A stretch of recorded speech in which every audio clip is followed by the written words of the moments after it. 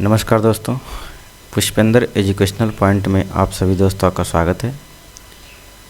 दोस्तों, भारत के भूगोल के साथ साथ आज हम भारत के प्राचीन इतिहास के बारे में भी पढ़ेंगे, जो कि परीक्षा के दृष्टिकोण से अपना एक महत्व रखता है।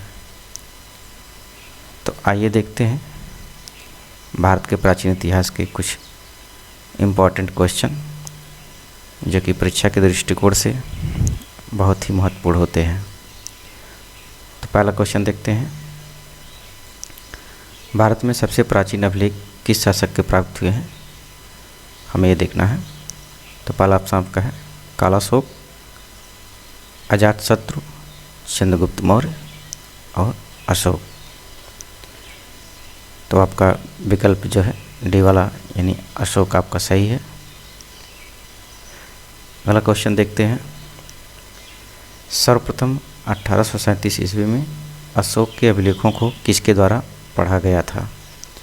तो पहला विकल्प आपका है मेगास्थनीज, दूसरा है आपका चाणक्य, तीसरा आपका है जेम्स प्रिंसेप और चौथा आपका है डायमेकस। तो आपका इसमें का तीसरा विकल्प यानी सी वाला आपका जेम्स प्रिंसेप ने ही सर्वप्रथम अशोक के अभिलेखों को पढ़ा था। नेक्स्ट क्वेश्चन देखते हैं, आदिकाव्य की संज्ञा किसे दी जाती है? आदिकाव्य की संज्ञा किसे दी जाती है? तो पहला विकल्प आपका है रामायण, दूसरा आपका विकल्प है महाभारत और तीसरा आपका विकल्प है गीता और चौथा विकल्प आपका है भागवत पुराण। तो आपका पहला विकल्प सही है, यानी रामायण को आदिकाल की संज्ञा दी जाती है। अगला क्वेश्चन देखते हैं, प्राचीनतम पुराण है, हमें देखना है किसमें से कौन प्राचीनतम पुराण है। तो पहला विकल्प आपका है मत्स्य पुराण, दूसरा विकल्प है भागवत पुराण, तीसरा विकल्प है आपका विष्णु पुराण और चौथा विकल्प आपका है वायु पुराण। तो पहला विकल्प आपका सही है मत्स्य पुराण। अगला क्वेश्चन देखते हैं, कृष्ण भक्त का प्रथम और प्रधान ग्रंथ कौन सा, हमें ये देखना है। तो पहला विकल्प आपका है महाभारत, दूसरा विकल्प है श्रीमद् भागवत गीता, सी आपका है गीत गोविंद और इनमें से कोई नहीं। तो कृष्ण भक्त का प्रथम प्रधान और प्रधान ग्रंथ जो है बी वाला आपका विकल्प सही है, यानी श्रीमद् भागवत गीता।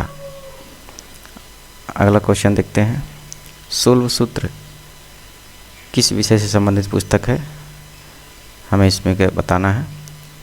तो देखते हैं पहला विकल्प ज्यामिति, ज्योतिष, गणित और खगोल। तो आपका पहला विकल्प इसमें का सही है ज्यामिति।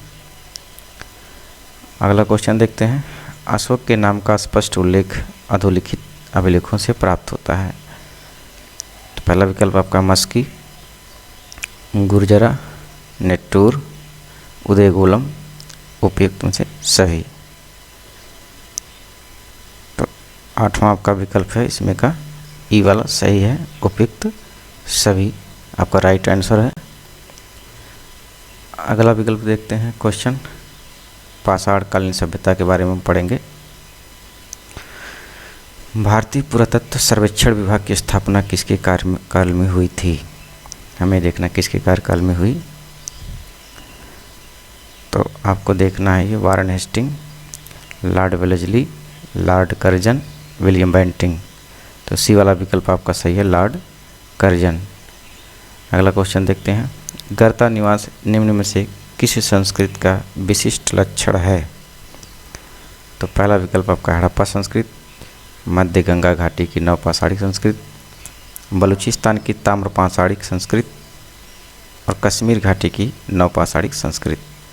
गर्ता निवास, तो इसमें आपका डी वाला विकल्प सही है, यानी कश्मीर घाटी की नवपाषाणिक संस्कृत।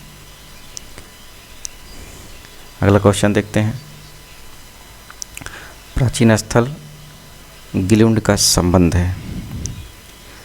तो पहला विकल्प आपका है मालवा संस्कृति से, आहाड़ संस्कृति से, नवपाषाण कालीन स्थल से, ताम्रपाषाण कालीन स्थल से।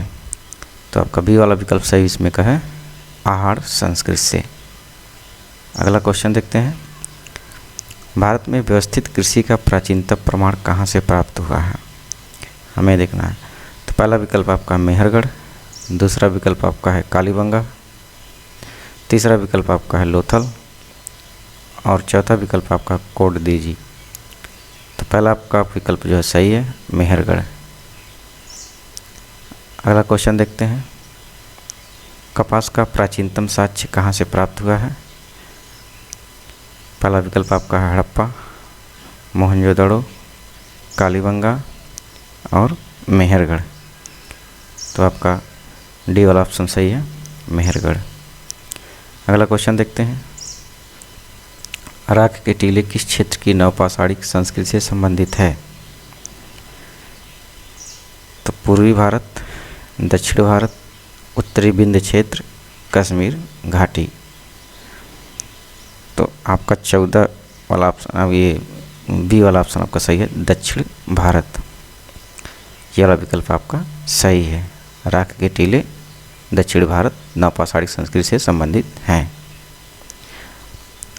अगला क्वेश्चन देखते हैं, मानव समाधानों में कुत्ते दफनाए गए थे कहाँ पे? हमको ये देखना है, गोपकराल में, बुरझोम में, मारतंड में, मेहरगढ़ में। तो 15 का आपका ये बी वाला ऑप्शन सही है बुरझोम में। बुरझोम आपका कहाँ पड़ता है? ये कश्मीर में पड़ता है। यहाँ से मानव समाधानों में कुत्ते दफनाए जाने के साक्ष्य प्राप्त हुए हैं।